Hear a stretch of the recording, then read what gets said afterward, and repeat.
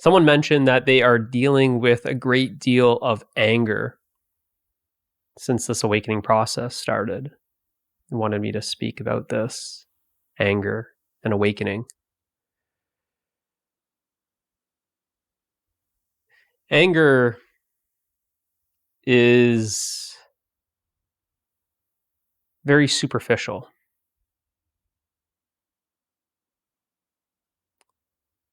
There's something that's deeper than the anger.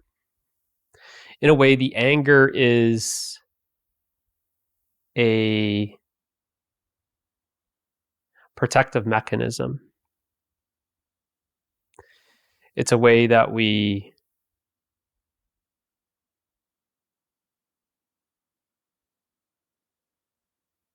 resist what is.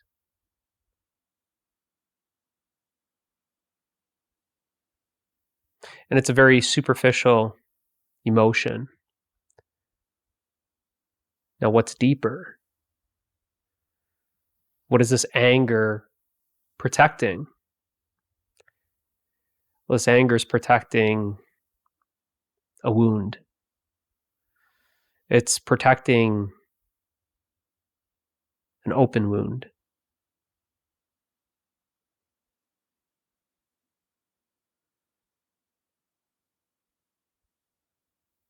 Prevents us from really feeling our pain. So the pain is deeper than the anger. So on the surface level, we are an expression of this anger. And you are becoming more aware of this anger. It kind of feels like, wow, I'm really angry. I'm an angry person. I didn't realize how angry I was. I have a lot of built up anger. And you start seeing it just kind of coming out. Now, for a lot of people, this anger has actually always been there. It's almost like this chronic anger. But since this awakening process, you are becoming aware of this anger.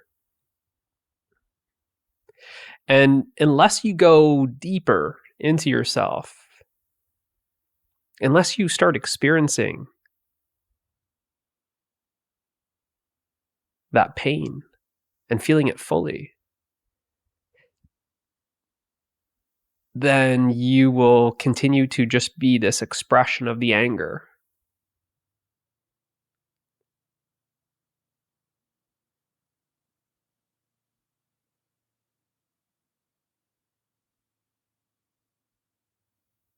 So, pain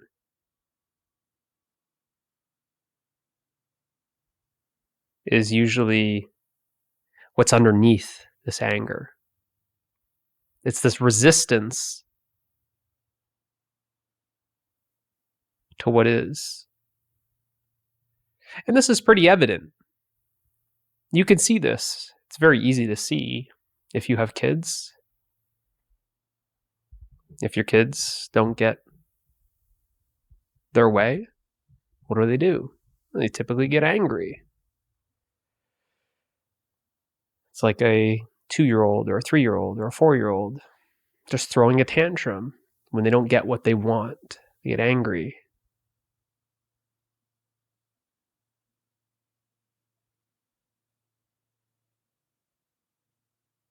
So in a lot of ways, adults throw an adult tantrum. They get angry when they don't get what they want. It's usually when expectations are not being met. You have an expectation that life is going to look a certain way, and it's not looking how you expected it to look. So you get angry. Again, it's resistance to the present moment. The present moment is what is. And if you want it to look a certain way, if you want it to be a certain way, and it's not so, then you get angry. Anger is also a secondary emotion to loss. This is why anger is typically experienced in the grieving process. Like I said, if you have kids, this is pretty obvious when you see this. One kid takes the other kid's toy, the other gets angry. This anger can quickly become aggression. One kid hits the other kid. Over what? Big brother took little brother's Lego or action figure or some other toy. And then you see it. Something that was mine was lost. Because it's lost, there's this anger. Likewise, when someone loses something or someone,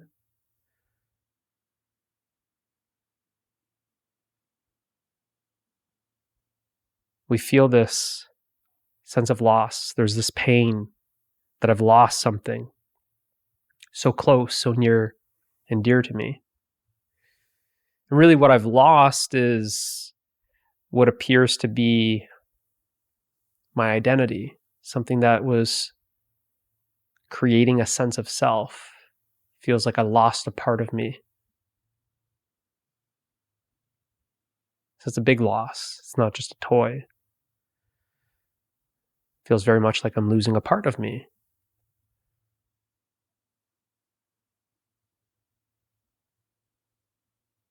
And when the resistance is very strong, this presents itself as denial. Rejecting reality.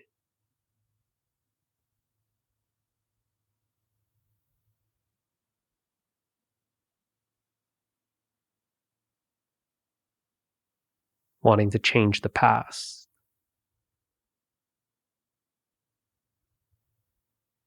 Being angry about the past.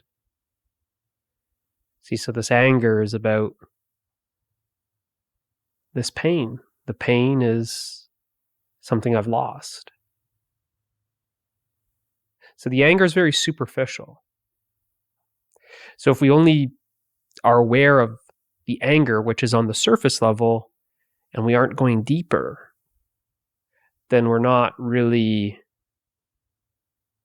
feeling that pain, feeling those emotions of loss.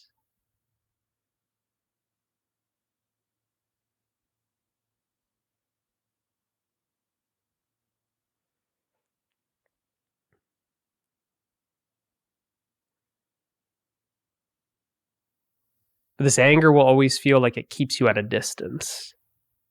Like I said, it's a protective mechanism.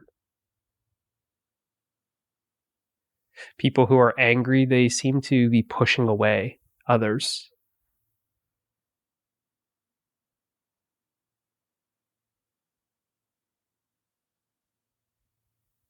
And there's a lot of energy that's required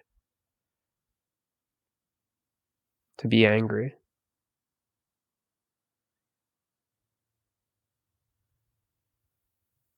In a way, it's very much this fire that's burning up this sense of self.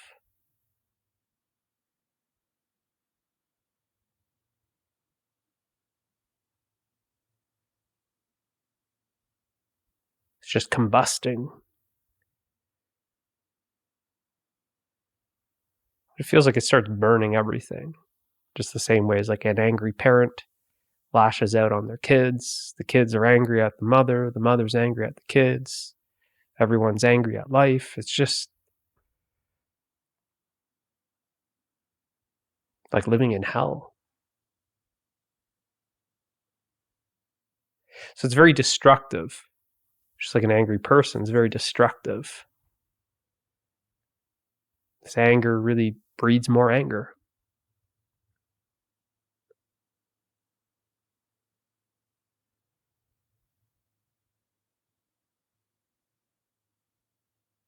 This fire requires water to put out this anger. Typically, one whose anger is very disconnected from their emotions. We can see emotions being symbolic, or water being symbolic for emotions. We can see just getting in touch with your emotions starts to put out that fire. You're getting in touch with that anger. You're inquiring, why am I so angry? So then you go beyond the surface. You go deeper within yourself.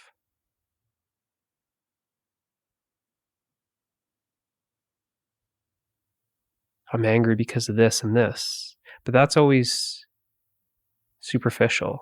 We go deeper than that.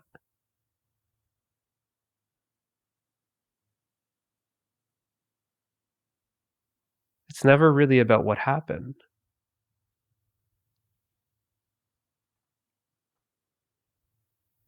These thoughts about what happened are, again, this protective mechanism that keeps us away from the real source of the problem.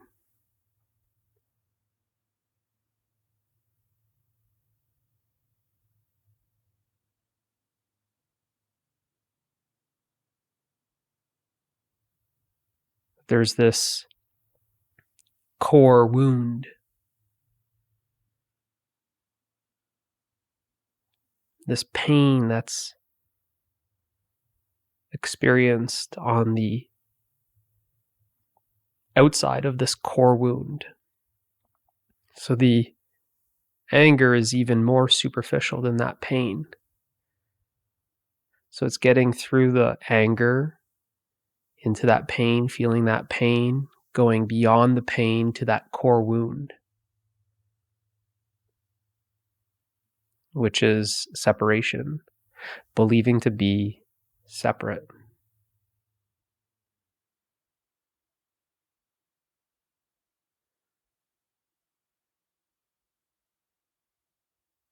The wrong identity.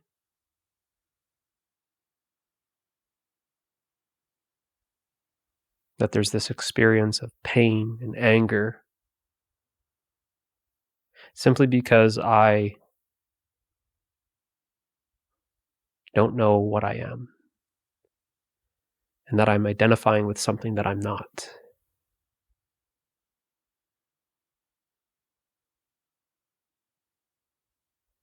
This pain of identifying with as an illusionary separate self. And because I feel separate, because I believe to be separate, feel separate,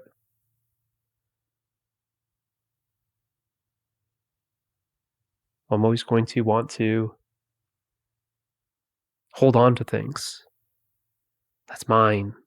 That's mine. And as soon as one of those things that I've gotten so familiar with, something that I'm trying to make permanent, hold on to forever, as soon as I lose it, then I feel this pain. Because I've become so familiar with my possessions, because I've become so attached to my possessions, they feel like an extension of my identity. Which is why when I lose it, I feel like I've lost a part of myself. And the resistance to feeling that loss is the anger. That only when I fully feel that sense of loss, by feeling that pain fully, feeling what feels like this emptiness, this void, this disappearance,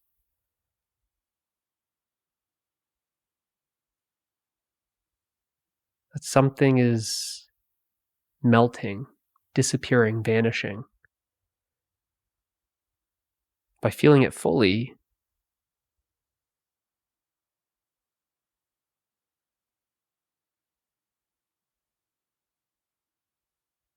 then I don't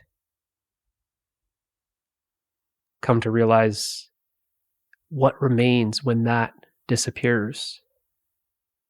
Because what's disappearing is not what I am. What's disappearing is who I think I am. So by feeling it fully, the experience is that, yes, something is melting, something is dissolving, something is disappearing, but it's not what I am.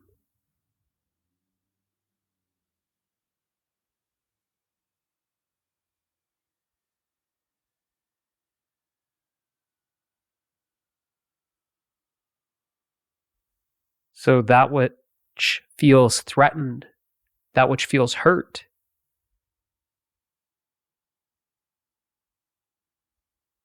disappears and reveals that which was never touched.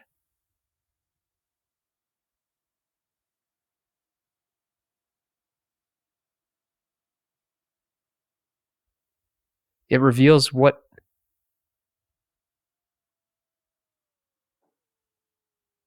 is already healed.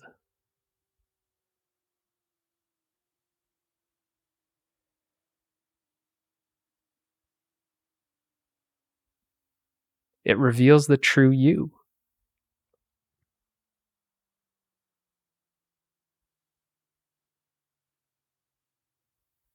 Without resisting.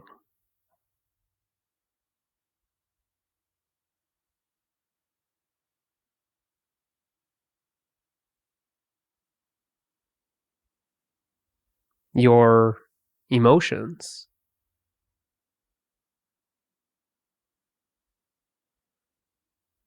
Without resisting that pain.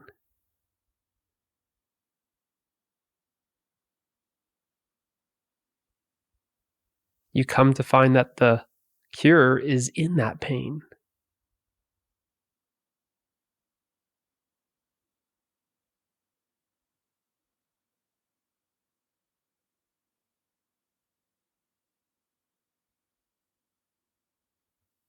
You realize that the way out of the pain is into the pain.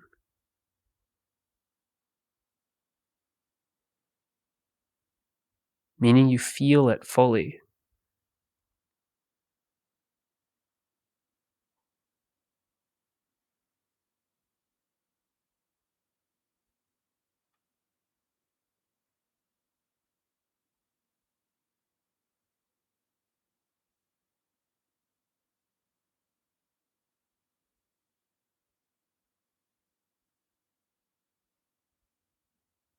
And you realize what was never hurt, what can never be hurt. You realize what you are.